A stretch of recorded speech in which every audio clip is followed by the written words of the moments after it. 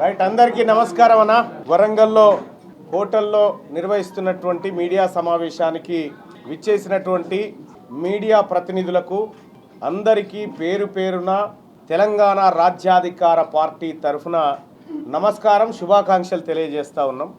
మొట్టమొదటిసారిగా పార్టీ ఆవిర్భవించిన తర్వాత మొట్టమొదటిసారిగా మీడియా ముందు మొదటి ప్రెస్ మీట్ ఇదే. సో ఇది అత్యంత కీలకమైనటువంటి ప్రెస్ మీటు. అది వరంగల్ మహానగరంలో ఈ ప్రెస్ మీట్ నిర్వహించుకుంటా ఉన్నాం. ఈ వరంగల్ మహానగరం నుంచే గతంలో చేసినటువంటి పోరాటాలు ఏవైతే ఉన్నాయో వాటన్నిటికీ కొనసాగింపుగా మరికొన్ని అంశాలను మీ ముందుకు తీసుకురావాలని అనుకున్నాం.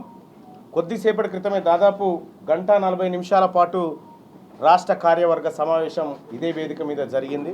రాష్ట్ర కార్యవర్గ సమావేశంలో మేమందరం కూడా రాష్ట్ర పార్టీ అధ్యక్షుడిగా నేను, అలాగే వర్కింగ్ ప్రెసిడెంట్లు అయినటువంటి రజనీ యాదవ్ గారు, అలాగే హరిశంకర్ గౌడ్ గారు, అలాగే జనరల్ సెక్రటరీగా ఉన్నటువంటి పొట్టి జానయ్య యాదవ్ గారు, సూర్యారావు గారు, ఆ తర్వాత అశోక్ ముదిరాజ్ గారు, అలాగే మన మదన్ మోహనాచారి గారు, అలాగే జ్యోతి పండల్ గారు, ఇట్లా ఇంకా మిగతా మిత్రులందరూ కూడా పాల్గొన్నారు. అలాగే సెక్రటరీస్ కూడా ప్రసన్న గారు, ఆ తర్వాత భావన గారు, మన కలివేంల మధు గారు, కొక్కలకొండ మనోజ్ గారు, అఖిల్ పాషా గారు, ప్రవీణ్ గారు, శివవీర్ రెడ్డి గారు, రమేష్ గారు, ఇట్లా రాష్ట్ర కార్యవర్గం అంతా ఇక్కడ సమావేశమై పలు కీలకమైనటువంటి అంశాలను ఇక్కడ చర్చించినాం. ఇటీవల కాలంలో కాంగ్రెస్ పార్టీ అధికారంలోకి వచ్చి 2 సంవత్సరాలు గడిచిన తర్వాత కామారెడ్డి డిక్లరేషన్ను జీరో ఇంప్లిమెంటేషన్ డిక్లరేషన్గా మార్చేసి ఏ వర్గాల ప్రజలకు ఇచ్చినటువంటి హామీలు అయితే ఉన్నాయో వాటిని తుంగలో దొక్కినటువంటి సందర్భంలో దానిపైన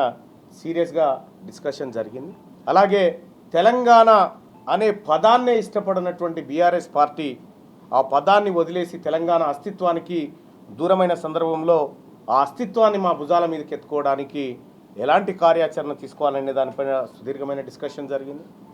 అలాగే రేపటి తెలంగాణ రాష్ట్రంలో బీసీల భవిష్యత్ ఎలా ఉండాలి, ఎస్సీ ఎస్టీల భవిష్యత్ ఎలా ఉండాలి, మైనారిటీల భవిష్యత్ ఎలా ఉండాలి, అగ్రవర్ణ పేదలకు పార్టీ ఎలాంటి భరోసా ఇవ్వబోతుంది, అన్ని అంశాల గురించి కూడా సుదీర్ఘంగా చర్చించినాం. ఇది మేమందరం కూడా రాష్ట్ర కార్యవర్గం అంతా కూడా ముక్తకంఠంతో చెప్పినటువంటిది అదేంటంటే ఇది వరంగల్ డిక్లరేషన్. కామారెడ్డి డిక్లరేషన్ ఏదైతే కాంగ్రెస్ పార్టీ చెప్పిందో వరంగల్ డిక్లరేషన్ మేము కూడా 10 అంశాలను కామన్ మినిమంగా, అంటే మేము మా ఎజెండాలో భాగంగా కామన్ మినిమంగా ఈ అంశాలను అమలు చేయాలని ఇవాళ రాష్ట్ర కార్యవర్గం నిర్ణయం తీసుకుంది. దాంట్లో ప్రధానమైనటువంటి అంశం ప్రొఫెసర్ జయశంకర్ సార్ను తెలంగాణ జాతిపితగా గుర్తించడం కోసం రాష్ట్ర కార్యవర్గం నిర్ణయం చేసింది. మొదటి పాయింట్, గతంలో ఆయన జీవితమంతా ఈ తెలంగాణ కోసం పోరాడి ఈ తెలంగాణ కోసమే బ్రతికి ఈ తెలంగాణ కోసమే అమరుడైనటువంటి జయశంకర్ సార్కు తెలంగాణ రాజ్యాధికార పార్టీ అత్యంత గౌరవంగా ఈ పార్టీ శిరస్సున పెట్టుకుంటూ ఈ తెలంగాణ రాష్ట్రానికి జాతిపితగా ప్రొఫెసర్ జయశంకర్ సార్ ఉండాలని ఇప్పుడున్న ప్రభుత్వాలను డిమాండ్ చేస్తూ వాళ్ళు అమలు చేయకపోతే రేపు తెలంగాణ రాజ్యాధికార పార్టీ మొట్టమొదటి అధికారంలోకి వచ్చిన తర్వాత మొట్టమొదటిగా అమలు చేసేటువంటి అంశం ప్రొఫెసర్ జయశంకర్ను జాతిపితగా తెలంగాణ జాతిపితగా గుర్తించడం. ఇక అలాగే రెండో అంశం కొండా లక్ష్మణ్ బాపూజీకి భారతరత్న ఇచ్చి గౌరవించుకోవాల్సినటువంటి అవసరాన్ని రాష్ట్ర కార్యవర్గం గుర్తించింది. ఆ దిశగా మా వంతు పోరాటం కానీ ఈ ప్రభుత్వాలు విఫలమైనప్పుడు మా ప్రభుత్వాలు దాన్ని ఇంప్లిమెంట్ చేయడం కోసం ముందుకు పోతాం. అలాగే మొట్టమొదటిసారిగా చాలామంది ప్రజలకు మా వర్గాల నుంచి మా బీసీల నుంచి ఒక రాజకీయ పార్టీ ఆవిర్భవించింది, ఆ పార్టీ మా వర్గాలకు ఎలాంటి మంచి చేయబోతుంది అనేటువంటి ఆలోచనతో ప్రజలంతా ఉన్నారు. ఈ సందర్భంగా మొట్టమొదటిసారిగా వరంగల్ డిక్లరేషన్ సందర్భంగా చెప్తా ఉన్నాం. 10 పాయింట్లో 3వ పాయింట్ బీసీలకు ప్రతి ఏడాది 1,00,000 కోట్ల బడ్జెట్ పెట్టాలనేది మా డిమాండు. వీళ్ళు పెట్టకపోతే మేము కామన్ మినిమం ప్రోగ్రాంలో పెట్టుకున్నాం. మేము రేపు పొద్దున అధికారంలోకి వచ్చిన తర్వాత ప్రతి ఏడాది బీసీలకు 1,00,000 కోట్ల రూపాయల బడ్జెట్ పెట్టేటువంటి అంశాన్ని మొదటి అసెంబ్లీ సమావేశం నుంచే చూపిస్తాం. అలాగే ప్రతి బీసీ కుటుంబానికి 2 లక్షల ఎకరాలు, ఇప్పుడు బీసీ బడ్జెట్ విషయానికి వస్తే కామారెడ్డి డిక్లరేషన్లో కాంగ్రెస్ పార్టీ ప్రతి ఏడాది బీసీలకు 20,000 కోట్ల రూపాయల బడ్జెట్ ఇస్తామని చెప్పి మొదటి ఏడాది 9,200 కోట్లు ఇస్తే అందులో కేవలం 2,200 కోట్లు మాత్రమే ఖర్చు పెట్టి మిగతాదంతా దారి మళ్లించింది. ఆ తర్వాత రెండో బడ్జెట్లోనైనా కాంగ్రెస్ పార్టీ ఇంప్లిమెంట్ చేస్తుందేమో హామీనంటే కేవలం 11,000 కోట్ల రూపాయలు పెట్టి దాని ఖర్చు అంతంత మాత్రంగానే ఉంది. ఇలా బీసీలను హామీల పేరుతో మురిపించి అమలు పేరుతో ఏడిపించినటువంటి కామారెడ్డి డిక్లరేషన్, అలాగే కాంగ్రెస్ పార్టీ చేసినటువంటి మోసాన్ని పూడుస్తూ ఈ బీసీ వర్గాలకు తెలంగాణ రాష్ట్రంలో మెజారిటీ ప్రజలుగా ఉన్నటువంటి బీసీలకు ప్రతి ఏడాది 1,00,000 కోట్ల రూపాయలను బడ్జెట్లో కేటాయించే విధంగా మేమందరం తీర్మానం చేయడం జరిగింది. అలాగే తెలంగాణ రాష్ట్రంలో భూమి లేనటువంటి బీసీ కుటుంబాలు చాలా ఉన్నాయి. మా లెక్కల ప్రకారం 18 లక్షల పైచిలుకు కుటుంబాలకు భూమి లేదనేది మాకు తేలినటువంటి అంశం. కాబట్టి ఆ ప్రతి కుటుంబానికి 2 ఎకరాల చొప్పున భూ పంపిణీ చేయడానికి మేము మా పార్టీ తరఫున నిర్ణయించుకోవడం జరిగింది. అలాగే మా పార్టీ కేవలం బీసీల సంక్షేమమే కాదు, మా పార్టీ ఆవిర్భావం రోజే క్లియర్గా చెప్పడం జరిగింది, ఎవరెంతో వారికంతా, ఎవరు ఎంతో వారికంతా. మేము ఒకరిది లాక్కోవడానికి రావట్లేదు, మీది మీరు తీసుకుంటే మాది మేము తీసుకోవడానికే వచ్చినాం తప్ప మేము ఎవరికి శత్రువులు కాదనేటువంటి ముచ్చట చెప్పడం జరిగింది. అందులో భాగంగా తెలంగాణ రాజ్యాధికార పార్టీలో ఓసీలకు కూడా సముచిత స్థానం కల్పించినాం మా శివవీర్ రెడ్డి గారు. అలాగే ఎస్సీ ఎస్టీలకు కూడా సముచిత న్యాయం కల్పించినాం, స్థానాలు కల్పించినాం. ఇక అలాగే ఇప్పుడు మొట్టమొదటిసారిగా Congress party, BJP party, BRS పార్టీలు తమ మేనిఫెస్టోలో ఎక్కడ కూడా అగ్రవర్ణ పేదల గురించి ఆలోచించిన పాపాన పోలేదు.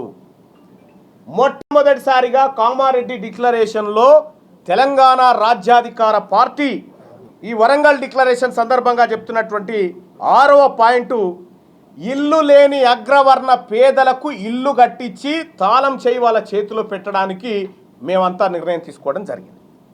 అగ్రవర్ణ పేదల్ని ఆ విధంగా ఆదుకుంటాం. అలాగే 7వ పాయింట్గా సచార్ కమిటీ ఏదైతే నివేదిక ఇచ్చిందో, ఈ భారతదేశంలో ఉన్నటువంటి ముస్లింలు ఈ దేశంలో ఉన్నటువంటి ఎస్సీల కంటే కూడా వెనకబడిపోయారనేటువంటి సైంటిఫిక్ డాటా సచార్ కమిటీ ఇచ్చిందో, ఆ సచార్ కమిటీ నివేదిక ఆధారంగా తెలంగాణ రాష్ట్రంలో ఉన్నటువంటి ముస్లిం మైనారిటీలు లేదంటే ఇతర మైనారిటీ సోదరులు ఎవరైతే ఉన్నారో వాళ్ళని అప్లిఫ్ట్ చేయడానికి, అభివృద్ధి చేయడానికి ఆ సచార్ కమిటీ నివేదిక ఆధారంగా వాళ్ళకు ప్రత్యేక పథకాలు రూపొందించి వాళ్ళ జీవన ప్రమాణాలు పెంచాలని చెప్పి మేమంతా నిర్ణయం చేయడం జరిగింది. అలాగే 8వ పాయింట్గా విద్యా వైద్య రంగాల్లో జనాభా దామాషా ప్రకారం రిజర్వేషన్.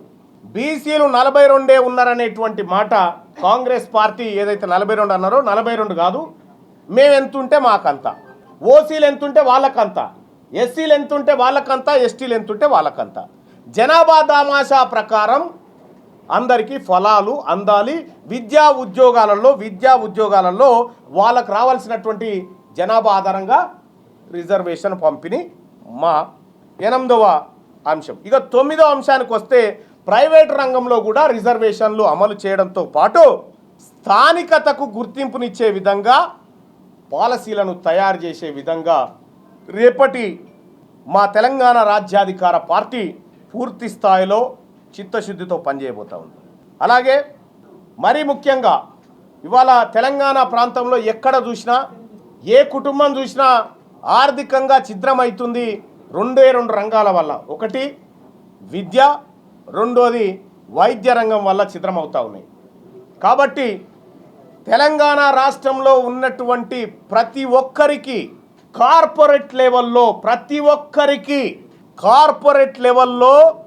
ఉచిత విద్యను అందించడం, కార్పొరేట్ లెవెల్లో ఉచిత వైద్యాన్ని అందించడం, అలాగే తెలంగాణ జనాభాలో 50% ఉన్నటువంటి మహిళలను ప్రత్యేకంగా గుర్తించి ఈ 3 రంగాలను మొదటి ప్రాధాన్యత అంశంగా భవిష్యత్తులో తీసుకోవడంతో పాటు వీటిపైన బీసీ మేధావులు ప్రొఫెసర్లు అందరితోని ఒక కమిటీ వేసి ఈ 3 రంగాలను చాలా పకడ్బందీగా ఎలా అమలు చేయాలనేటువంటి అంశం పైన ఒక నిర్ణయం తీసుకోవడం జరిగింది.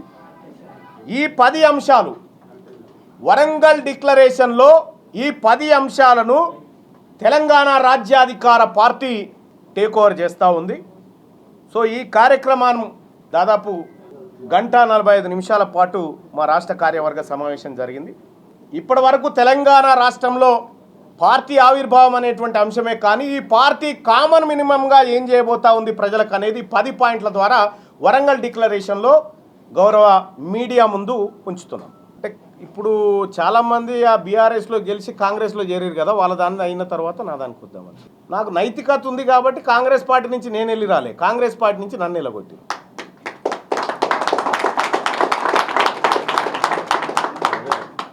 పార్టీ రిజిస్ట్రేషన్ ప్రక్రియ దాదాపుగా పూర్తయింది.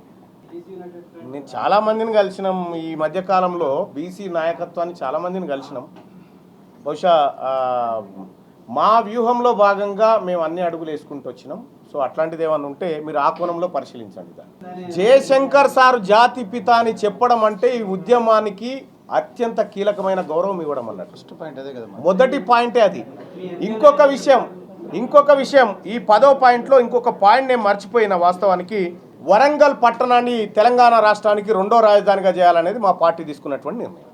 అయితే ఇందులో ప్రైవేటు రంగంలో రిజర్వేషన్లతో పాటు విద్యా వైద్యం జనాభా దామాషా ప్రకారం అనేది ఒకటే పాయింట్. అది 2 అంటే మనకి ఇక్కడ ఒక ఆప్షన్ ఏముందంటే, దయచేసి మీడియా గమనించాల్సినటువంటి అంశము, మంచి పాయింట్ కూడా, 10% ఈడబ్ల్యూఎస్ కోటా కింద తీసుకురావడం వల్ల Indira Sawhney versus union of India కేసును మనం క్రాస్ చేస్తూ ఉన్నాం. మనకేదైతే సుప్రీంకోర్టు విధించినటువంటి 50% రిజర్వేషన్ లిమిట్ ఉందో దాన్ని క్రాస్ చేస్తూ ఉన్నాం అనేటువంటి మాట మీరు చెప్పినారు.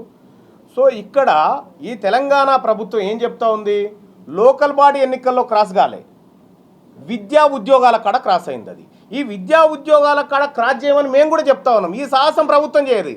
అయ్యే కార్యక్రమం చేయకుండా కాని దాన్ని మాకు చూపెట్టి ఒంటె పెదవులకు నక్కాశ పడ్డట్టుగా మీకు 42 వస్తుంది. ఆల్రెడీ తెలంగాణ రాష్ట్రంలో బీసీ సర్పంచుల సంఖ్య 51.5%. ఆల్రెడీ తెలంగాణ రాష్ట్రంలో బీసీ ఎంపీటీసీల సంఖ్య 50.5%. ఇక నువ్వు కొత్తగా ఇంకో 8 కట్ చేసి ఇచ్చుడు తప్ప కొత్తగా చేసేది ఏముండదు. నువ్వు ఇవ్వాల్సింది మాకు విద్యా ఉద్యోగాలలో తక్షణమే నువ్వు చెప్పిన 42 అంటున్నావు కదా, అది ఇంప్లిమెంట్ చేయి. మీరు ఆ విధంగా నువ్వు సుప్రీంకోర్టుకు పోయి సుప్రీంకోర్టుకు సైటేషన్ చెప్పొచ్చు. ఏమని, ఈడబ్ల్యూఎస్ కోటా ద్వారా 50% క్రాస్ అయిపోయినాం కాబట్టి దీన్ని కన్సిడర్ చేయండి అని చెప్పడానికి మన కాడ ఉంది. నువ్వు అది పోకుండా ఈ లోకల్ బాడీ ఎన్నికల రిజర్వేషన్కి పోతా ఉన్నావు. లోకల్ బాడీ ఎన్నికల్లో రిజర్వేషన్ల విషయంలో ఆల్రెడీ వీ క్రాస్డ్ 50% అబోవ్. కాబట్టి ఇది ఒక రకమైనటువంటి డ్రామా. దీన్ని కూడా పరిశీలిస్తాడు. కాంగ్రెస్ పార్టీని మా దాంట్లో విలీనం చేస్తామన్నా ఒప్పుకుంటాం, మాకేం ఇబ్బంది లేదు. కాకపోతే నేనేమంటున్నా భయ్యా, మాతో కలిసి రావాలంటే మా నైతికత ఉండాలి, మా భావసారూప్యత ఉండి మా పార్టీతో కలిసి వచ్చి అయ్యా మీరు చేస్తుంది మంచి పని అని చెప్పి ఆ పార్టీలు భావిస్తే మాతో కలిసి నడుస్తా అంటే మాకే ఇబ్బంది లేదు. మా అంతిమ లక్ష్యం ఏ వర్గాలకైతే అధికారం దూరమైందో ఆ వర్గాలకు సముచితమైనటువంటి న్యాయం చేస్తూ అందరినీ సమాన స్థాయికి తీసుకురావడం. నేనేమంటున్నా, కాంగ్రెస్ పార్టీ రేవంత్ రెడ్డి గారిది కాదు, లేకపోతే మహేష్ కుమార్ గౌడ్ గారిది కాదు. కాంగ్రెస్ పార్టీకి అధిష్టానం ఢిల్లీలో ఉంటుంది. ఒకవేళ అయ్యా వీళ్ళు మమ్మల్ని మోసం చేసిరు, ఈ రేవంత్ రెడ్డి గారు జానారెడ్డి గారు మోసం చేసిరు, మీరు చేసిందే కరెక్ట్ అయ్యా, మీ అంటనే నడుస్తాను తీయని వాళ్ళు వస్తే మేమేం చేస్తాం అంటున్నా. కాంగ్రెస్ పార్టీ, నేను చెప్పిన మాట, కాంగ్రెస్ పార్టీని మా దాంట్లో విలీనం చేయమని చెప్తా ఉన్నాం. ఎందుకంటే చేసిన పాప పరిహారం అన్న అవుతుంది, మీకు పాప పరిహారం అన్న అవుతుంది కాంగ్రెస్ పార్టీకి. ఎందుకంటే ఇచ్చిన హామీలు నిలబెట్టకుండా తప్పు చేసినామయ్యా, ఆ తప్పుకు పరిహారంగా మీ బీసీలు వెంటనే నడిచి వస్తామని వస్తే అప్పుడు ఆలోచిస్తాం. మేము ఇస్తాం కదా, అవి ఇచ్చేటోళ్ళం మేము కదా. లేదు, తెలంగాణ రాష్ట్రం మీదనే మా ప్రధానమైనటువంటి ఫోకస్. మేము అంతదాకా కూడా ఆలోచిస్తూ ఉన్నాము. ఎందుకంటే కాంగ్రెస్ పార్టీ కామారెడ్డి డిక్లరేషన్లో ఇచ్చిన 26 పాయింట్లలో ఏ ఒక్క పాయింట్ అమలు చేసినట్టు నిరూపించినా నేను అమరవీరుల స్తూపం కాడ క్షమాపణ చెప్తా. ఏ ఒక్క పాయింట్ అన్న అమలు చేసినట్టుగా ముఖ్యమంత్రి రేవంత్ రెడ్డి గారు నిరూపించగలిగితే బీసీలకు మంచి చేస్తున్నావా అని చెప్పి మేము పాలాభిషేకం చేస్తాం. బీసీలకు ద్రోహి ఎవరైనా ఉన్నారంటే ఈ తెలంగాణ రాష్ట్రంలో అది రేవంత్ రెడ్డి కాంగ్రెస్ పార్టీ ఉంది. ఇవాళ బీసీల రిజర్వేషన్లను మోసం చేసి 33 నుంచి 23 తెచ్చినటువంటి బీఆర్ఎస్ పార్టీ. కాబట్టి ఈ 3 పార్టీలు మాకు శత్రు పార్టీలే. ఇవి మా పార్టీలు కాదు, మా ప్రజల పార్టీలు కాదు. కాబట్టి మేము శత్రువు మా దగ్గరకు వచ్చి ఇవాళ మా డిక్లరేషన్లో అగ్రవర్ణ పేదలకు కూడా ఇల్లు కట్టిస్తామనేటువంటి డిక్లరేషన్ చేయడం అంటే మా చిత్తశుద్ధిని అర్థం చేసుకోండి. మేము ప్రజలందరినీ సమాన దృష్టితో చూడాలనుకుంటున్నాం. లే దుమారాలు వద్దు. మీడియాగా మనకు క్లారిటీ ఉండాలి. అక్కడికి వచ్చినటువంటి మీడియా ప్రతినిధులు అందరికీ చెప్పిన, ఇగో ఇక్కడ ఎవడో ఈ కామెంట్ పెట్టిండు, ఇతన్ని అన్నాము అనేటువంటి మాట చాలాసార్లు చెప్పిన. ఇప్పుడు కూడా చెప్తా ఉన్న ఒక మాట, తెలంగాణ రాష్ట్రంలో ఈ బీసీలను అణిచివేయాలని చూసినా, బీసీ అధికారులను ఇబ్బంది పెట్టాలని చూసినా, ఇంకా పెత్తందారి వ్యవస్థలాగా మా మీద పెత్తనం చేయాలని చూసినా ఈ తెలంగాణ రాజ్యాధికార పార్టీ చూస్తూ ఊరుకోదు. బరాబర్ వార్నింగ్. అంటే ఇది కేవలం 10 పాయింట్స్ని మేము కామన్ మినిమంగా తీసుకున్నట్టు. 11 కాదు, 111 ఉంటాయి. జర్నలిస్టు మిత్రులు ఎవరైతే సూచన చేసిర్రో ఆ సూచనను మేము పరిశీలిస్తాం. చేస్తామన్నా. లేదన్నా, మేము ఎవరితో కలవడానికి సిద్ధంగా లేదు. ఆమె 120 ఓట్లు లేవు, ఆమెతో మేము ఎందుకు కలుస్తాం? ఆమెతో వాళ్ళతో లైన్నే కలుస్తలేడు, మేమెట్లా కలుస్తాము? భావనే దూరం పెట్టింది. లే ఆమె దుకాణం అయిపోయింది బాస్. ఆమెకు తెలంగాణలో ఉన్న మాకు బీసీలకి ఏం సంబంధం లేదు కదా, అయిపోయింది కదా, క్లోజ్. థ్యాంక్ యూ భయ్య, అందరికీ నమస్కారం, ధన్యవాదాలు.